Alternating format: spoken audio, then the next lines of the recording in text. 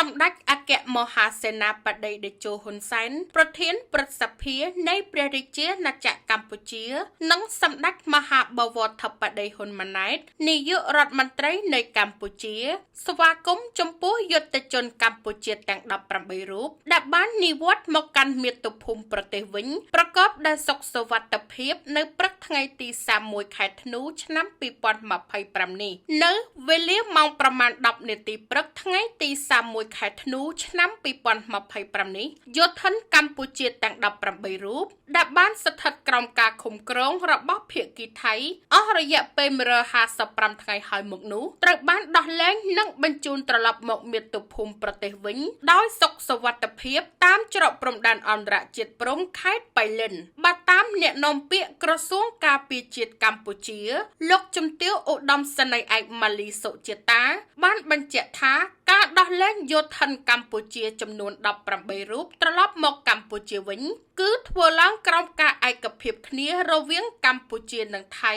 នៅក្នុងសេចក្តីប្រកាសរួមនៃកិច្ចប្រជុំពិសេសលើកទី 3 នៃគណៈកម្មាធិការព្រំដែនទូទៅ រវាងព្រះរាជាណាចក្រកម្ពុជា និងព្រះរាជាណាចក្រថៃ ដែលត្រូវបានចុះហត្ថលេខាកាលពីថ្ងៃទី 27 ខែធ្នូ ឆ្នាំ 2025 ក្នុងចំណុចទី 11 ដែលបានកំណត់ថាបន្ទាប់ពីការគោរពយ៉ាងពេញលេញក្នុងរយៈពេល 72 ម៉ោងនៃបទឈប់បាញ់ ដែលត្រូវបានចូលជាធរមានកាលពីម៉ោង 12 ថ្ងៃត្រង់ នៅថ្ងៃទី 27 ខែធ្នូ ឆ្នាំ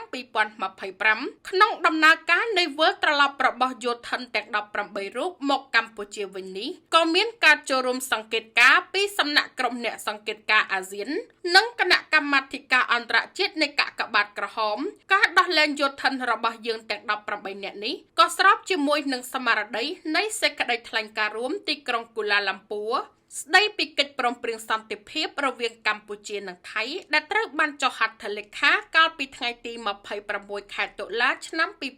2025 រវាងសម្ដេចបវរធិបតី ហ៊ុនម៉ាណែត នាយករដ្ឋមន្ត្រីនៃព្រះរាជាណាចក្រកម្ពុជា និងនាយករដ្ឋមន្ត្រីនៃព្រះរាជាណាចក្រថៃ ក្រោមការធ្វើជាសាក្សីរបស់ឯកឧត្តម ដូណាល់ ត្រាំ ប្រធានាធិបតីនៃសហរដ្ឋអាមេរិក និងឯកឧត្តម អាន់វ៉ា អ៊ីប្រាហ៊ីម នាយករដ្ឋមន្ត្រីនៃប្រទេសម៉ាឡេស៊ី អ្នកនាំពាក្យក្រសួងការពារជាតិកម្ពុជា បានបញ្ជាក់ថាដោយដែលរាជរដ្ឋាភិបាលនៃព្រះរាជាណាចក្រកម្ពុជា ជាពិសេសសម្ដេចបវរធិបតី ហ៊ុនម៉ាណែត បានធានានិងសន្យាយ៉ាងមុតមាំជាមួយក្រុមគ្រួសាររបស់យោធិនទាំង 18 នាក់ ក៏ដូចជាប្រជាជននៅទូទាំងប្រទេសថា យើងមិនទុកយោធិនរបស់យើងណាម្នាក់ចោលនោះឡើយ ដោយយើងបានប្រើប្រាស់គ្រប់មធ្យោបាយ និងដោះស្រាយទាំងការទូតព្រមទាំងច្បាប់មនុស្សធម៌អន្តរជាតិរហូតសម្រាប់បានមានការដោះលែងនាថ្ងៃនេះ ដើម្បីឲ្យយោធិនរបស់យើងអាចមកជួបជុំក្រុមគ្រួសារជាទីស្រឡាញ់របស់ខ្លួន ដែលបានទន្ទឹងរង់ចាំដោយក្តីនឹករលឹកជាពន់ពេក